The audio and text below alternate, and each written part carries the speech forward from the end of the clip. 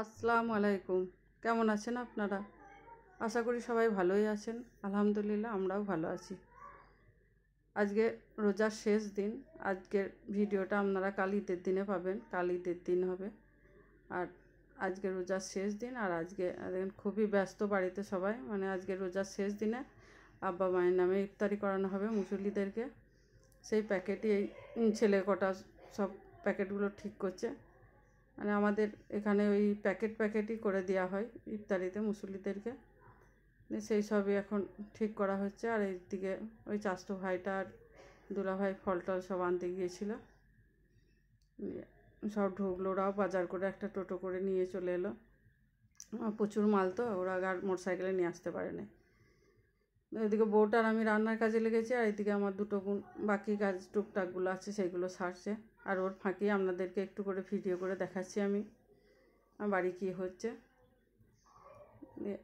মানে আগেই বলেছি যে আব্বা মায়ের নেমে ইফতারি করানো হবে, আর ঈদটাও এখানে করব বলে ইফতারিটা ওই রোজার শেষ রোজাতেই ঠিক করা হলো যে ইফতারিটাও করানো হবে। সব ভাই বোন কটা থাকবো, আর ঈদটাও করে তখন বাড়ি চলে যাব।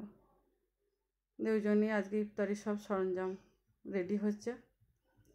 মানে সবই ঠিক আছে, সবই করছি, হ্যাঙ্গাম বিশাল। কিন্তু ওই আব্বা মায়ের কষ্ট, আব্বা মা বাড়িতে নেই। আজকে আব্বা মা থাকলে কত খুশি হতো, যা মানে মেয়ে জামাই সব একসঙ্গে এসে ঈদ করছে। কিন্তু কপাল তো আমাদের তা নয়, একসঙ্গে দুটোই আমাদের চলে গিয়েছে। তার কষ্টও আছে। মাঝে মধ্যে তিন বোন একবার করে কাঁদছি করছি, কিন্তু ভাইয়ের ভয়ে কাঁদতেও পারছি না। ভাইয়ের সামনে কাঁদলেই ভাই ইয়ে করে, বকে, বলবে যে মানে ও কাঁদে না, কিন্তু ওরও তো ভেতরে একটা কষ্ট হয় সব সময়। তাই বলবে যে আমার কি হয়, আমি তো নিয়ে থাকতাম, তোমরা যদি অমনি করে কাঁদো তাহলে আমার কতটা কষ্ট হয়। ওর লেগে ওর সামনে আমরা চোখে পানিই ফেলতে পারিনি না। যাই মানে কাঁদাকাটা করি, ওকে ওর আড়ালে করি।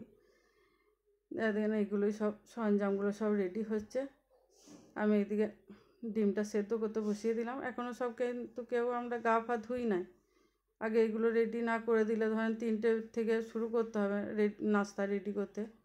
ওই জন্যে ডিম কটাকে সেদ্ধ করতে দিয়ে দিলাম।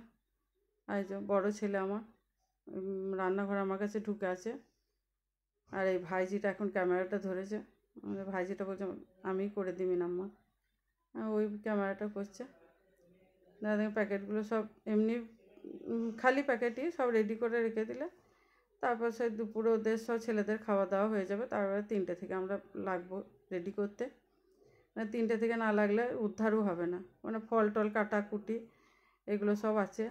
ওই চাচতো ভাইয়ের বৌদিকেও বলা হয়েছে, ওরাও এসে কাটাকুটিতে আমাদের মানে হেল্প করবে। একা সব আমরা পারবও না অতগুলো। এই যে আমার মেজো বোনের ছেলেটা ও মোবাইল দেখছে। আর এদিকে সব ফল টল সব নামানো আছে ইফতারির।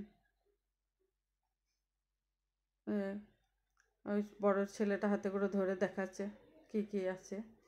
অনেকে বলে যে ইফতারি দেখাতে নেই, আমি দেখাই নি, কিন্তু এই ফল টলগুলো একটা করে সব পানির বোতল দেওয়া হবে, সেইগুলো আনা হলো। আর একটা করে ফুটি আছে, সেইগুলো সব ফ্রিজে ভরে রাখা হলো। ফুটিগুলো ঠান্ডায় দেওয়া হবে।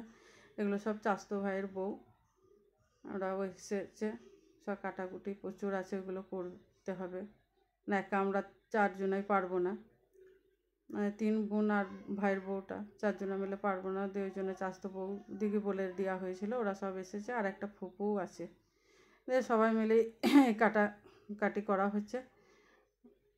দিয়ে এবার প্যাকেটগুলো করা হবে। দেখেন সব মসজিদে খাওয়া দাওয়া হয়ে গেল। দুলাভাই আর আমার বড় দুজনে মসজিদে গিয়েছিল নাস্তা করতে। আর বড় ভাইটা আছে আমার ভাই, সবাই মিলে একসাথে এখানে সব চায়ের আসর করে বসেছে। এখনও চা করা হয় নাই। আগে ওই সব তেলে ভাজা দিয়ে মুড়ি টুড়ি যে যা খাবার খেয়ে নিই, তারপরে চাটা করে শেষে খাবো। মানে আমাদের এখানেও একসঙ্গে চা মুড়ি নিয়ে কেউ বসে না। আগে যাই তেলে ভাজা দিয়ে মুড়ি টুড়ি খায়, তারপরে শেষে 1 কাপ করে চা খায়। দিয়ে ওই আগে সব তেলে ভাজা দিয়ে মুড়ি টুড়ি খাওয়া হয়ে যাবে, তারপরে চাটা করা হবে তখন। এখন মুড়ি টুড়ি খাচ্ছে। ভাই তো আমাদের একটা জায়গাতেই মুড়ি নিয়েছিলাম, আমি উঠে গেলাম, আমরা দাঁড়া একটু ভিডিও করি। দিয়ে আবার আমি উঠে এসে ভিডিওটা করছি আর ভাই খাচ্ছে। সবাই ওই একটু করে হাসি মজা ওর ভিতরে হচ্ছে। দেখেন এটা রাত্রের রান্না, বউটা বসিয়েছে, আমি আর বউটা মানে রান্নার কাজে আমি আর বউটাই বেশি থাকি, সেটা বাড়াবোরকার, মানে আজকে নতুন নয়। মা বাপ বেঁচে থাকতো বউটা আমি বেশি রান্না করতাম, এলে আমি আর বউটাই।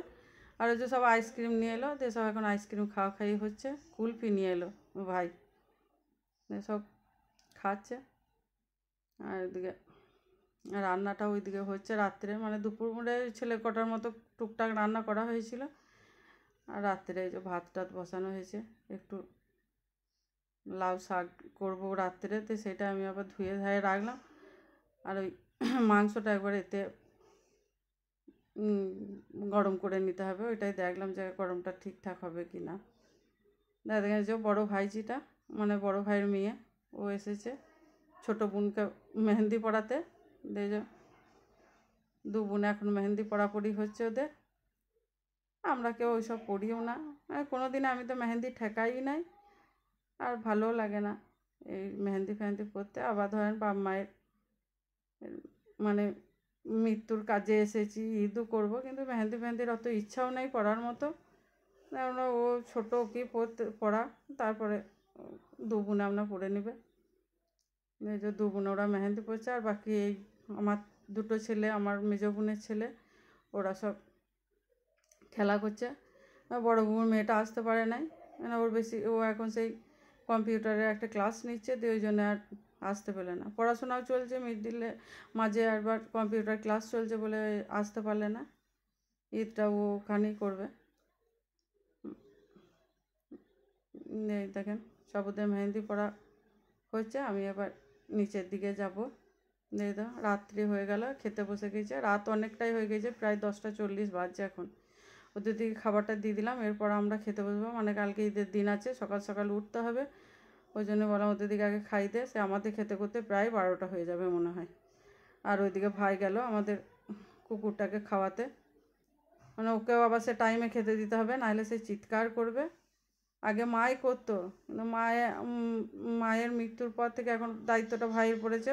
ভাই না থাকলে বউটাই করে, আর ভাই থাকলে ভাই করে। তো হয়তো দেখেন দূরে খাচ্ছে, আমি গেলে আর খাবে না বলে আমি দূর থেকে একটু ক্যামেরা করে আপনাদেরকে দেখালাম।